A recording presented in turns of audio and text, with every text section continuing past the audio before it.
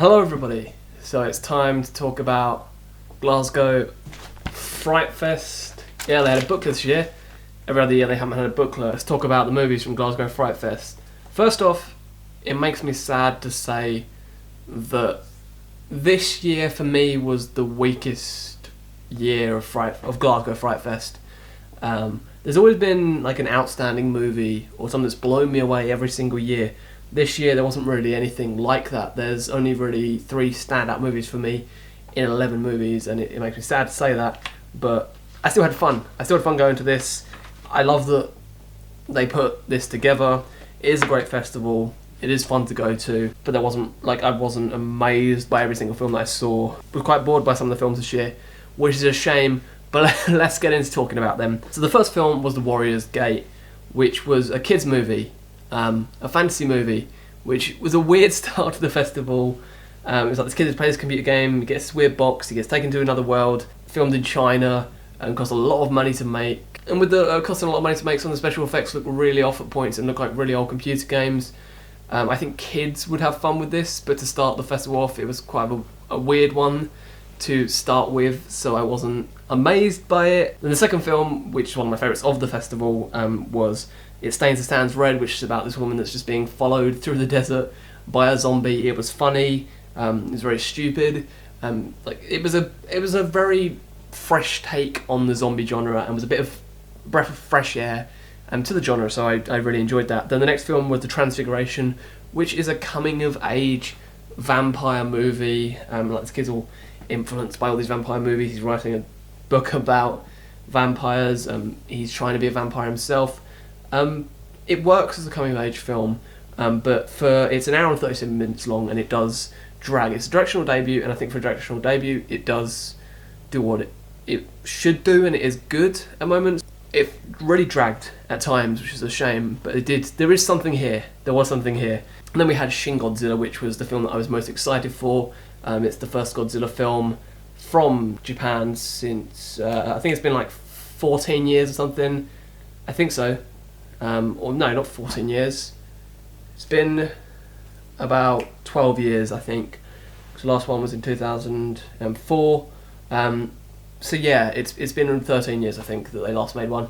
This is great on the Godzilla moments, but it gets a bit too political, which is a lot of boardroom stuff. And these are fast-paced from the start, but then it just gets a little bit boring after a while. Things get repeated a lot, and it wasn't the fun that I hoped for. But when Godzilla's causing mayhem, it's really, really fun. But this isn't my favourite Godzilla movie, and it's not the sort of Godzilla that I grew up with.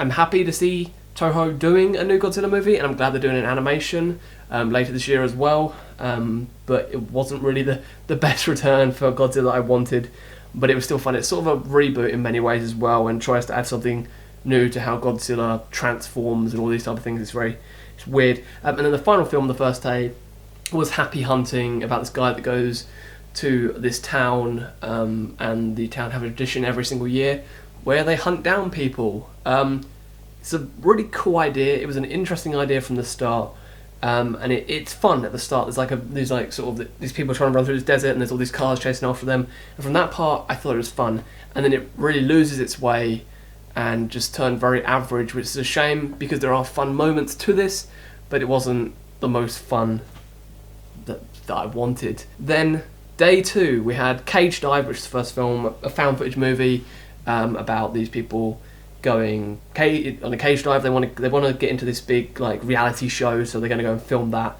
for their audition tape. And then the boat capsizes and the cage drops, and they're stuck in the middle of the water with all the great white sharks, and great white sharks are attacking people. It wasn't fun for a found footage movie. It has the fake jump scares. It just has annoying characters that you want to get eaten by the sharks. I'm going to do a full review on Cage Dive, so look out for that. Yeah, but it wasn't a fun start to day 2. Then the next film was Fashionista, which is from the director of Red, White and Blue, Simon Rumley, which this was a good one. It did drag at moments, but the cinematography was beautiful on it. It's more of a thriller, but it was enjoyable. It was had all these really weird twists and stuff to it, but I did enjoy it for what it did. Then we had Bloodlands. It was a witch tale, or something. There was a witch in the forest or something. It didn't really explain it properly. There was homeless people eating stuff from this butcher's thing, and I fell asleep on this. So, Bloodlands wasn't a fun one for me. It was like a folktale thing, but it wasn't really the fun that I wanted, and I found myself very bored by this. And it was an hour and 22 minutes long, and it felt way longer than that. Then we had Detour, which was the standout film for me, which I absolutely loved. It was of this from the director of Triangle. I'm forgetting his name, but it's from the director of Triangle, and this has like sort of the same thing that Triangle does, where it's all different stories done in like it's just one guy, but the whole film is like if he made this one choice or if he made another choice, and it plays with your mind. It's a neo-noir film. It's brilliantly done.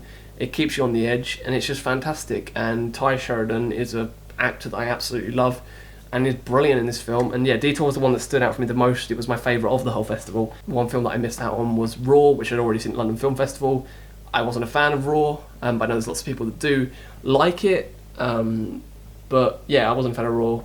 But I think it did some alright stuff for the cannibal like thing, but it wasn't as shocking or crazy as people were making it out to be. Then we had Hounds of Love, which was an abduction film done in a bit of a weird way. It's like a couple abduct this girl, and then all these like the girl's trying to sort of push the couple away from each other so she can find a way to escape. It was really well done. It's an Australian directorial debut from Ben Young. But yeah, it was really interesting. The score is fantastic. It's brilliantly shot, and yeah, it's a different take on the abduction sort of film, and does some really interesting things what it does, and I did really enjoy that. And the final film was The Night of the Virgin, which when the director came up, just kept shouting "Hello London" when he came up. And Night of the Virgin was a film that people were comparing to early Peter Jackson. There are scenes like in this that could be compared to Brain Dead, but this isn't the fun of the Peter Jackson films. This is an hour and 56 minutes long. Feels much longer than that. And just it's the whole first like hour of the film is just this conversation, this guy going home with this woman, wanting to have sex with her, and all this weird stuff happening.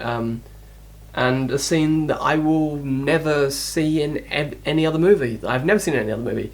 I applaud them for the scene that they put in this movie, which is really crazy and sort of messed up. But just that's the only thing I can say about it. It has a messed up scene, but the rest of the film is really boring and drags, and I just didn't have fun with it. I feel bad that I've sort of like moaning about this whole festival, but I love FrightFest. Everyone that runs it is lovely and just great. They always accommodate for everyone. Do the best they can with this festival, and they've been running it for so long, and I can't wait to go to the London one in August. If you were at Glasgow FrightFest, tell in the comments down below what film was your favourite, and also if you want me to review any like do more in-depth reviews of these movies that I've spoken about, and tell in the comments down below. I will do a review of Cage Dive. That'll probably be my next video. Yeah, that's going to be more of a rant video, so get excited for that. But yeah, this is my video on Glasgow FrightFest. I hope you enjoyed this. Like, subscribe, all that fun stuff. Thank you very much, and I'll see you all again very soon. Goodbye.